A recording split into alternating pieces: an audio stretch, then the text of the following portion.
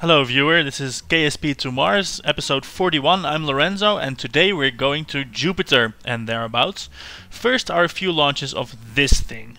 This here is a small upper stage rocket with 2 solar panels, 2 heat radiators, and one of these microwave transceivers. A little known fact, well, perhaps it is an often known fact. Anyway, it was a surprise for me. These things operate as a power transfer relay as well. So with 2 of these, my plan is to extend the reach of the nuclear power that is currently in low Earth orbit. I'm going to launch 2 of them. One will be in a medium-high polar orbit, and the other one will be in a high equatorial orbit. And combined with the low Earth orbit power station, I think that's the combination that will give me the most coverage for the least amount of launches. I'm going to go ahead and do that, and then we'll have a look at our Jupiter probe and probably launch a new one, because that launch window is coming up before the first probe actually reaches Jupiter. So let's wait until we're on the launch pad, and then I can cut the video and do all these fine wonderful things. I don't know why. Apparently on this planet, this strange gamified Earth, it is night a whole lot more often than it is day, because it always seems to be night when I launch a rocket. Look, here in the Kerbal alarm clock we have our Joule, which is Jupiter, transfer window coming up in just a little bit under 100 days, and our probe that was sent a while ago will arrive there in 139 days. So we can send the second one before the first one arrives. So first though, launching the power transfer relay. And there it goes. And there we are. After the launch, we are now in orbit, rather high above the planet, at 15,000 kilometers. And if we look here at the flight engineer, I have the periapsis at 232 kilometers only. And that's because I have decided I no longer want any orbital debris. So, and you can rest assured that's a decision I will come back from as soon as it's convenient, but for this launch, no orbital debris. We are pointing the whole rocket retrograde, firing it, lowering the periapsis into the surface, and then we're going to now separate the satellite. So there goes that, and that can then feel free to, well, turn around really and raise the periapsis back up to a circular height, and it should have easily enough fuel for that. So that upper stage is going to crash back to the planet, and in the meantime we can deploy our things. Some power generation in case we're ever without.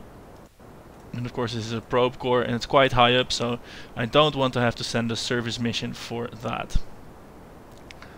So now it's just a matter of waiting until that's at 15,000 kilometers, which I'm going to do.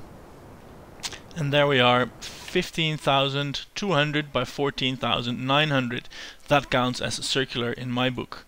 Now let's activate the activate relay. Yes, relay active. And let's see if this is now actually capable of connecting with that station. It should. I reckon this counts as a, well, as a line of sight, or doesn't it?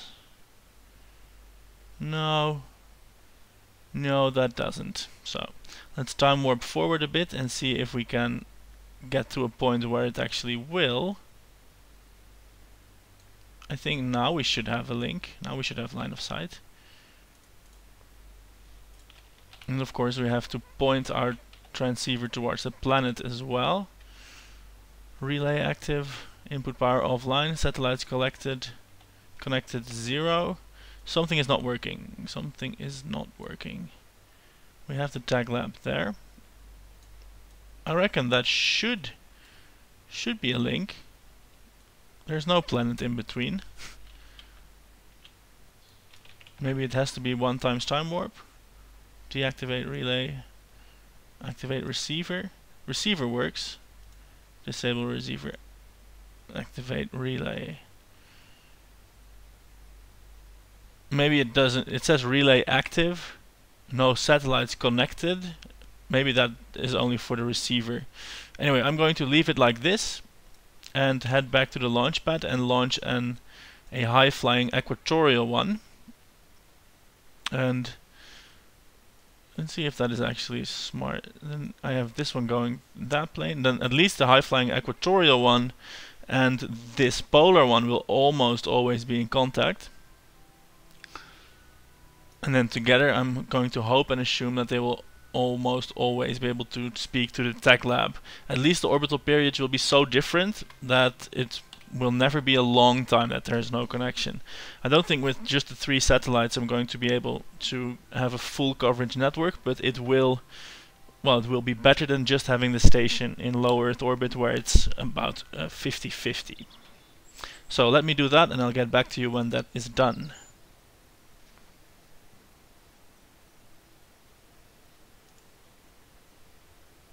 Right on, here we have the second relay probe. This upper stage is also going to be lost, but because I wasn't paying attention, it is going to be lost around the Sun. That is now on an escape trajectory, so we're going to separate, leave that behind, and thrust to reduce our apoapsis a little bit first, so that, well, we want to stay in orbit of Kerbin, as a matter of fact. So let's have a look at the map view here. Whilst that, yeah, we'll make it a nice and high orbit, and we'll get there in 12 days. So before we time warp to that point, let's definitely extend some solar panels, because otherwise it's going to run out of electricity. Now my goal is not to go for geostationary orbit or anything like that. No, we're trying to get as much of a difference between the orbital periods between the low Earth orbit nuclear satellite generator and this relay. This relay, even if you're in the exact same plane as the planet, will spend a hideously low amount of time being occluded by Earth, because it's so far away, and it will take up only a very small part of the circle that will describe its orbit. And that's good, because when we're far away with our probe that is going to be launched after this, we don't want to see the Earth, we want to see this power relay. Now I'm hoping that there we go. I'm hoping now that the polar satellite will be in contact with the station that's orbiting in low Earth orbit for long enough every time to transmit it to this. Obviously, when the power station is in line of sight of this station, of this relay, then obviously it can transmit its power direct. Then there's no problem.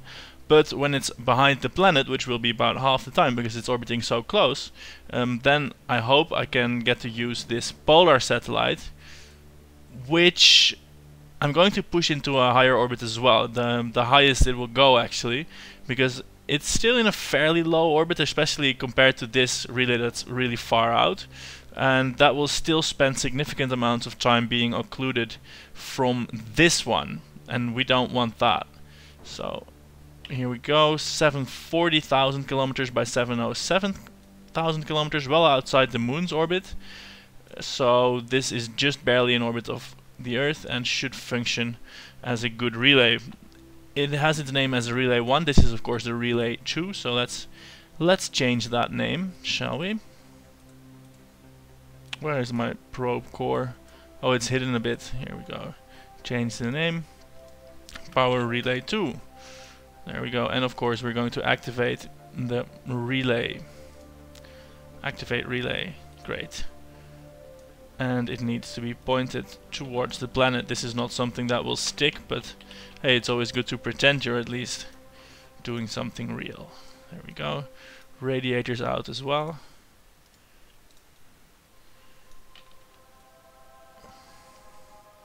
And look, there way in the distance is the Earth. Right, so we're going to switch back to the power relay 1 and push out that orbit a little bit. So that's always also a nice and large circle, so that at most points in time the low Earth orbit station will not in fact be occluded. It's really far away again. Let's zoom in while we look at the orbital data. Yeah, I can just basically burn wherever I feel like. There we go. That sometimes the camera starts out so very zoomed out. I don't know why that is, but well, it is. So let's fire up this engine. This has a significantly lower amount of fuel available to it because the upper stage crashed back to Earth with a fair amount of fuel still in it. That's because I at some point decided that this orbital height would be enough. I don't know why I did so, but that was a lapse in judgment of previous me. So let's have a look at the delta V still available, about a kilometer per second. I'm going to leave that to be about 700 for circularization. And then I'm going to warp to the other side. Yeah. Leave that here. We now have a apoapsis going of 54,000 kilometers.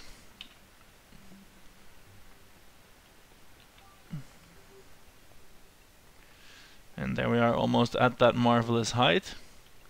54,000. Time to turn around and burn the rest of the fuel and make this a nicely high orbiting relay.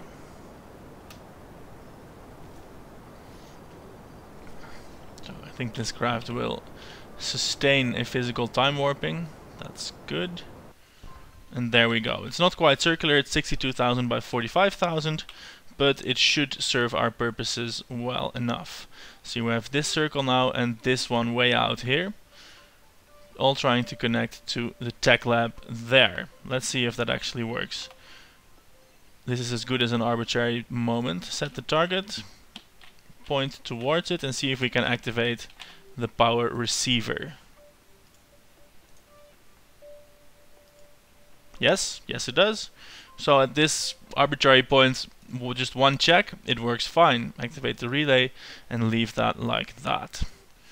Wonderful. So now it's time to design a probe that will take advantage of this. So I'm going to go to the vehicle assembly building, do that, and I will show you when I come up with something. And this is what I've come up with. It's not quite in the VAB, I took the liberty of launching that already.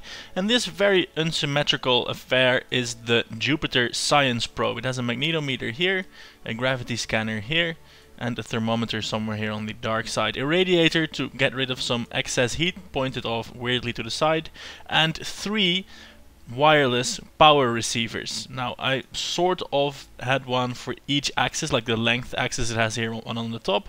Also one pointing backwards because, well, we can't really freely rotate in that axis because our thruster is in the same one. So if the power is coming from the front, we can't very much rotate around because, well, then we can't choose where we go anymore. These have a 45-degree angle, more or less, reception range, so this one should cover the eventuality where the power is coming directly from the rear. This one here on the side is serving 2 angles, and that's because we can freely rotate along the lengthwise axis. You can imagine that if we open this one up and we rotate the craft like so, we can cover that whole spectrum, that whole axis, without altering our choice of direction. Same goes, of course, for the last remaining axis, the one that goes through here, the one that goes through here, and the one that goes depth-wise. That's hard to display in a 2D screen. Anyway, I hope with these 3 transceivers I will have, well, enough coverage to be able to do most maneuvers. I had one on this girder as well, but when that deployed there were still some fuel tanks attached here and it clipped through them and broke off. So yeah, I don't have that one anymore, but still it should be good. This chemical stage has a little bit of fuel remaining even still, and that has already put it into a intercept course with Joule. Now what I'm going to do is time warp forwards, and still we are out of the Earth's sphere of influence, and then I will put a alarm on the Kerbal alarm clock for a course correction maneuver, because as it stands right now, yeah, we're going to enter the Julian system, the Jovian system, because this is of course Jupiter. We're going to enter that going clockwise, and I'm not confident that's also the direction the moons are rotating. And that's important because we want to visit the moons. This vessel still has about 15 kilometers per second left, courtesy of its 11,000 specific impulse, 11,000 second specific impulse plasma drive that relies on the beamed power. So it should have, if it has access to that power, it should have plenty of oomph to maneuver around the Jupiter system. So that's the plan for this probe. It will, however, be a while until, let's see how long that will take. It will be a while until we encounter it, 2 years and 30 days to be exact. And if we set that as a target, we see our descending node is 1.3 degrees. And we will add an alarm for that point so that we may do a course correction. And we are looking at the descending node. So let's click that and make an alarm for that. Now if we look at our alarm list, these have all happened. The first thing that's going to happen is that our other probe, our old probe, is going to arrive at Jupiter. After that we have windows to Vol and Dress, and I forgot which things they represented, Saturn and probably Neptune, but I would have to look that up again. Anyway, we're going to send similar probes as to this one out way over there to see what can be scienced there with magnetometers and gravioli scanners most likely. We have a Mars window coming up as well, and in between that, say after launching the DRESS probe, I want to do a lunar mission to do more, to return yet more science from there, and possibly unlock one more node before, well, making a better Mars lander. I would like to land a probe and possibly even a uncrewed base there, but that's looking ahead too far. For now, we are going to switch to this Jupiter probe here and, well, do that encounter, see how well that works out. It's been launched a while ago, so it doesn't have the benefit of any advanced technology, I don't think. The oldest probe is the Uranus probe. That one, I think, only has chemical engines and a goo and a materials bay, none of the fancy newer sensors. This one is slightly newer, and there it is. We're coming in on it from way zoomed out again. Oh, this one is not that horrible after all. I do have a horrible feeling, however, that no, fortunately the uranium has not run out. It's probably because the reactor has been operating at 25% only, and it is only about a year old. I was just thinking, what if this would have run out the uranium, then, well, we would have been screwed. But this is a small, compact, nice reactor, and actually the technology is not that bad at all. We have a gravioli reader and the GravMath and the magnetosphere booms. Yeah. How much delta V is still left in this? 390 meters per second, so that's not a lot at all. We burned most of this xenon, and it is quite a few episodes ago, but if you remember all the way back then, that's because the orbital insertion was not at all smooth for this one. So let's have a look if we can make this periapsis be as close as possible from way out here. And I think that should be possible by burning here on this side. I want to have a close periapsis because then, well, I have a bigger chance of doing high and low science, and also because that will let me spend all the remaining delta V very close to Jupiter itself, which will be instrumental in possibly getting an encounter with one of these other moons. Because the delta V that we do have, we will have to, well, we'll have to use that very efficiently. And that will happen, of course, close to a gravity well because of the Oberth effect. If you know what the Oberth effect is, that's great. If you've seen the term thrown around the forums or the internet and have not really quite that much of a clue what it is, let me know and I will gladly do a Lorenzo's Lessons of Space video on that one, because it's quite a counterintuitive but fun, quirky little effect that basically makes rocket burns for the same amount of delta V more or less efficient depending on your place and speed in a gravity well.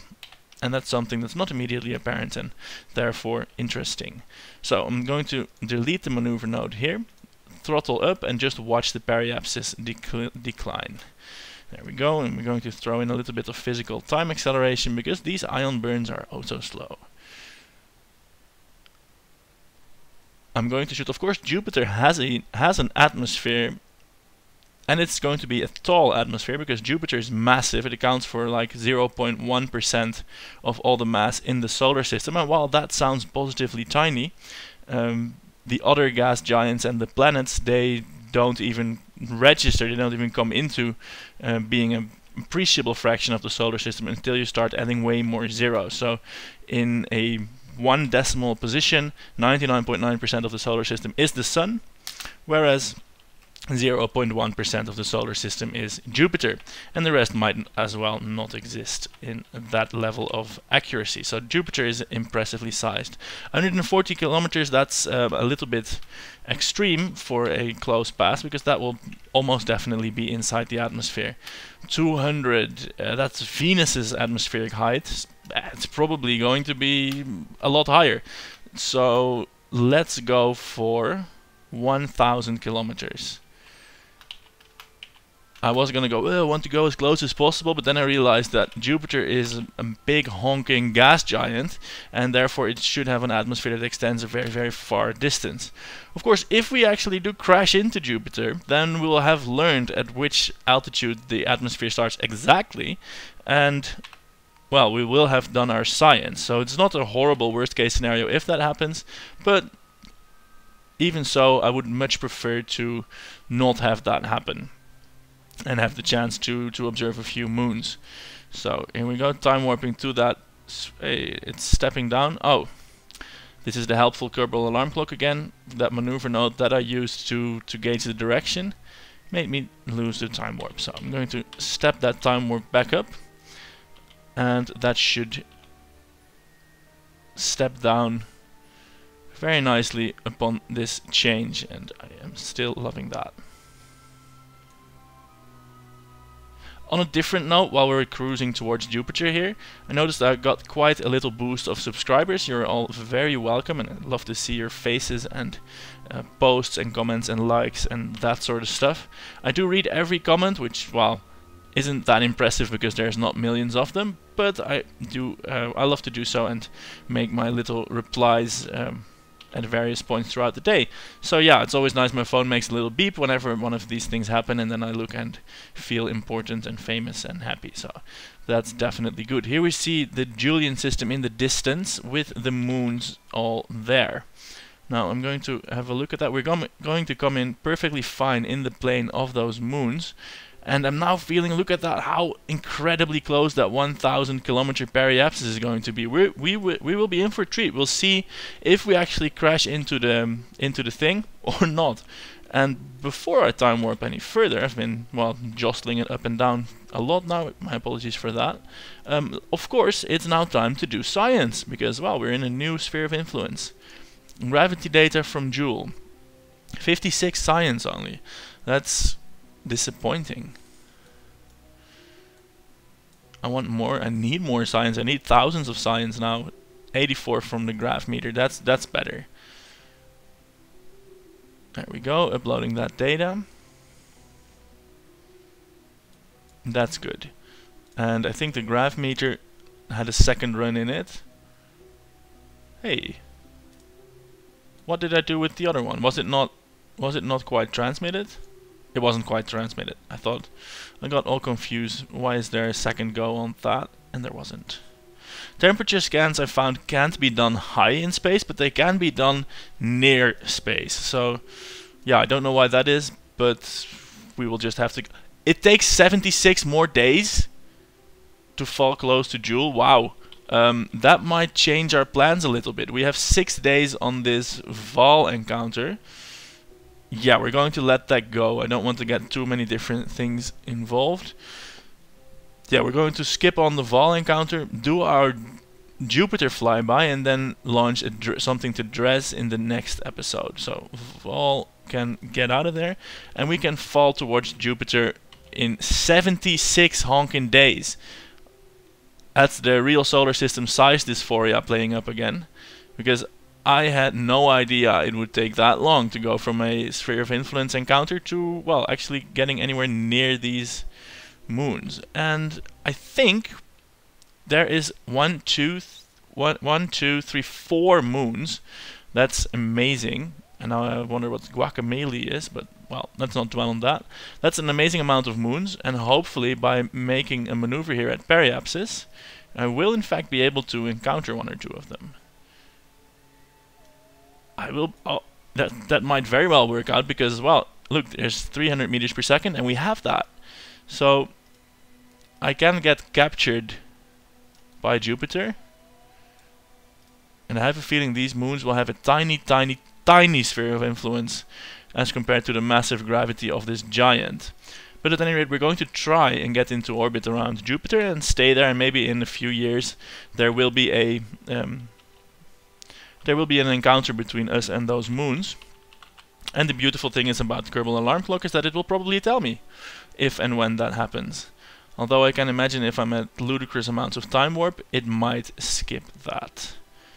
Yeah, the planes are pretty well aligned. It could happen. It could happen. We have our maneuver node on the, well, near the planet, so alarm clock should take care of it, but I'm going to decrease the warp manually here and now. Let's see if we can actually see that. Ooh, there it is. It looks really large, and we are still 100,000 kilometers away. This is 1/3 of the way from Earth to the Moon, so this baby is massive, and we're traveling really fast. We're traveling at 38,000 meters per second relative to Jupiter. I'm excited about meeting it. Yeah, no thermometer display, it just kind of fizzled. And let's have a look at the magnetosphere data from here. Still counts as high over Joule, so we're going to have to get closer. And fortunately, we will. So we are going to check this at 50 again. It's again too bad we will be passing in the shade. Hey, look at that! We can see one of the moons. That's right nearby. It's Pole, and I don't know which one that represents. I'm not that familiar with the Julian moons in real life. In space, high over Joule. So we need to get yet closer. Let's try 25,000 kilometers. Ooh, our orbital speed is now ludicrous. It's 52 kilometers per second. If we are indeed going to hit the atmosphere, I think it will be a question of 1 second and then everything disintegrates. Still high over Joule. I'm happy I settled for 1,000 kilometers because, well, I would count this as being near Joule already. Near Jupiter, of course, because, well, first we were 72 days out and now we are mere minutes out from periapsis. So let's have a look. Wow, this the antimatter flux is wonderful here. If we ever want to collect antimatter, we're going to have to send a laboratory this way.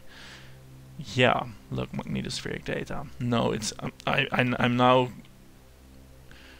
Oh, what? The burn time is 42 minutes. I'm going to have to start this burn, or I will not have enough time to do it. Can you imagine that? We're going at 54 kilometers per second, yet a 300 meters per second burn will be sufficient for us to capture into orbit. And this is, I could not have done this from further out. So that's the benefit of, well, going close to the planet. And we can now do a 4 times time acceleration, and the beauty of that, of course, is that we will be able to do science on the fly. Well, I'm going to wait until we get in space close to Joule. It could still be a couple of minutes, so I'm going to cut out the video and I will rejoin you when that happens. And here we go, 3.8 thousand kilometers over the surface, over the gas giant, and we are capable of doing some magnetospheric data. Here we go, 84 science, transmit that on home. And look at how big it is. We're like 3,500 kilometers over it, and it's looking larger than the Earth from the surface almost. Well, not quite, but almost. And there in the distance is one of the moons. This is quite an impressively large gas giant we've got going on here. So let's do all our science. 56, I want more science from the gravioli scanner. I'm expecting more from it. And we can do a temperature scan, transmit that home for 28 points. So far not the mother lode of science, but well, it is a first that we are on and around Jupiter, of course, which is nice in and of itself. Of course, we can send this magnetospheric data again for another 5 science, which, well, I'm not going to scoff at 5 science. 5 science is still 5 science. And look at that, we are in orbit, if only just. If this were a solar system, we'd be a comet. But we are not leaving Jupiter behind, and that's counting for something. And we have 30 meters per second of delta V left. Not a whole lot of opportunity to, well, encounter any of these moons. Let's cycle through them as targets to see if we're even getting close to that. No, not that one. No, not that one. We have some, and we are going the wrong way around here, but that doesn't matter to get an encounter. We might. This doesn't really count as an encounter in my book. Yeah, well, these things are at least in the right plane enough to possibly get an encounter. Time back to apoapsis is 200 days, so our orbital period here is about 1.5 years. So every 1.5 years this will get a chance to do some useful things. The reactor should last a few more years, so, well, it'll be up to Kerbal Alarm Clock to tell us about these wonderful things. We're currently moving at 71,000 meters per second relative to the surface, and our orbital speed is 60 kilometers per second. That is blazingly fast. Let's time warp our apoapsis. Our periapsis at this point is just 978 kilometers. Let's time warp to that point and see if that's actually a safe altitude. I just thought for a second there that we hit the atmosphere, but of course that was the maneuver node for that I used to get into. Oh dear, look at that! We get to see the surface at 1,500 kilometers and the green halo. Of course, in real life, Jupiter is quite a lot redder than this, but still it looks nice. And we passed periapsis, so 900 kilometers is definitely a safe altitude to be at around this massive gas giant. Wonderful, wonderful. We got radiation readings, we got gravity readings. Well, we can send that back for 2 science points. Let's do that. And we got temperature and everything. Oh, we're high space again. Low space is definitely close to Jupiter here. So, well, there's not a lot more that this thing is going to do. We have 2 units of xenon times 4. Well, let's round that up to 10 units of xenon, which translates to 30 meters per second of delta V on this probe, which has served its purpose, which is to rendezvous with Jupiter, do science there, and of course the one that we launched in the beginning of the episode will get here in due time, in about 2 years, where it then will carry all the delta V it might need to visit all these separate moons, which is the treasure trove of science for this gas giant system. Let's go ahead and take a look at the R&D facility to find out what is going on in there and whether we are even close to, well, getting anything useful out of all these space probes. I have a feeling there is a lot of science still to be done relatively close to Kerbin, so next episode I might take a look at the science archives and try and set up a mission plan that connects loose ends, so to speak. We've got 845 science points at this moment, which is relatively low, 155 short of unlocking this awesome engine, the Deinonychus 1D, inspired by SpaceX and Elon Musk. We've got Elon Kerman here, and this has got good ISP and a lot of thrust, like well, comparable to a mainsail. So using this one instead of the mainsails would definitely improve the lifter stages we've been using so far. So if we make this, we can lift even larger payloads into orbit, which of course is always amazing. Well, amazing, very nice. So check back tomorrow for the next episode where we check out the science archives and design a mission to, well, finish loose ends, pick up what science we can in and around Earth, or and we definitely will send a probe to Dres, and I will tell you which planet that represents. Thanks for watching today. I'm Lorenzo, and if you haven't subscribed yet, consider doing so. There's almost a video out every day. These days even more than one, but this series goes at a pace of 1 a day. And to all my subscribers, of course, I love you. Press like, subscribe. Well, you did that already. Leave comments, I read the comments. Hit share, tell your friends. Make me famous. Yeah. do that. And with that, I'll leave you and see you tomorrow. Goodbye.